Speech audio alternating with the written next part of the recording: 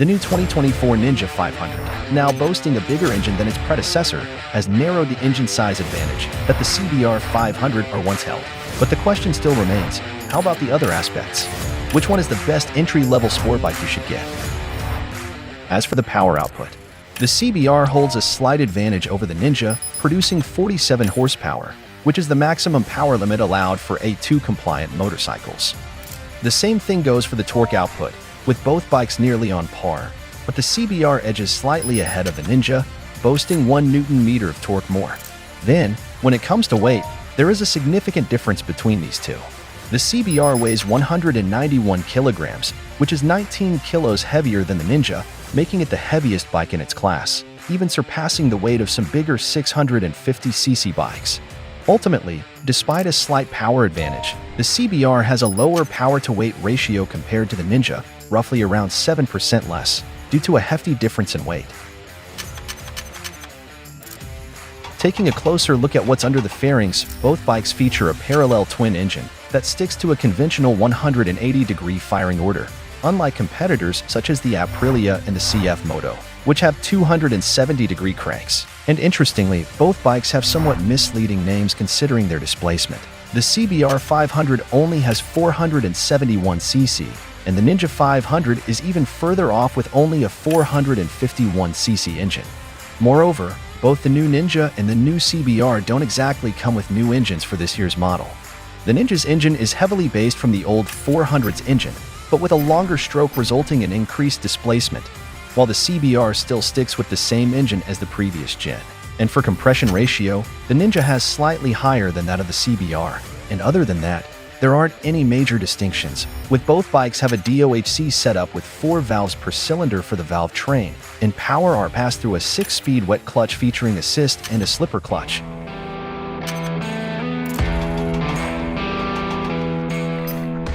As entry-level bikes, the features and tech on both bikes are pretty basic. Besides the dual-channel ABS that are standard for both bikes, the CBR has full LED lighting, while the Ninja features an LED headlight and taillight, but still retains the same bold turn signal as the Ninja 400. Other than that, Honda also equipped the CBR with traction control, a very basic one that lacks adjustability and can only be turned on or off, while the Ninja didn't get any. For features that Ninja has but CBR does not, there is a keyless system available on the Ninja, and both bikes are fitted with a TFT display on the dash that offers smartphone connectivity via Bluetooth. Kawasaki with its Radiology app, and Honda with its RoadSync app. Keep in mind that the keyless system on the Ninja is exclusive to the SE model and is not available in the standard trim, as well as the TFT display, where the basic model instead gets an LCD display, although it still comes with smartphone connectivity features. In terms of frame, neither the Ninja nor the CBR received a new frame. The Ninja still utilizes the same old trellis frame made from steel, identical to the one used in the Ninja 400, while the CBR features a diamond tube steel frame, which is also a carryover from the previous generation.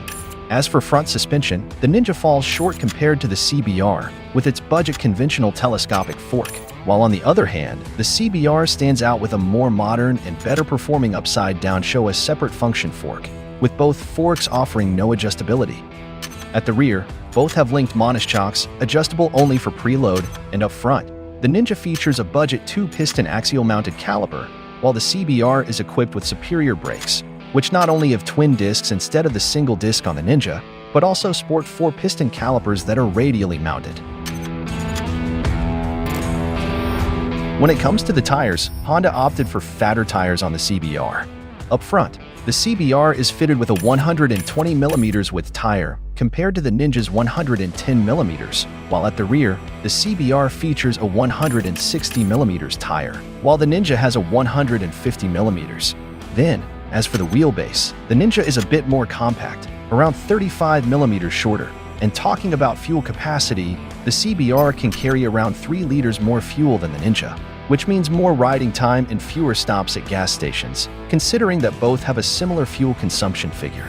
As for seat height, they share an identical height of 785mm, and in terms of price, the CBR is listed at £6,699, which is £100 more than the last year model, while for the Ninja, price hasn't been revealed yet, but expect it to be in the ballpark of the CBR, maybe a tad more for the SE variant. Last but not least, as for the ergonomics, both riding positions are almost similar. They feature a high handlebar and an upright riding position, but the foot pegs on the Ninja are slightly higher and the handlebar has a different angle, which some riders say makes it a bit less comfortable than the CBR.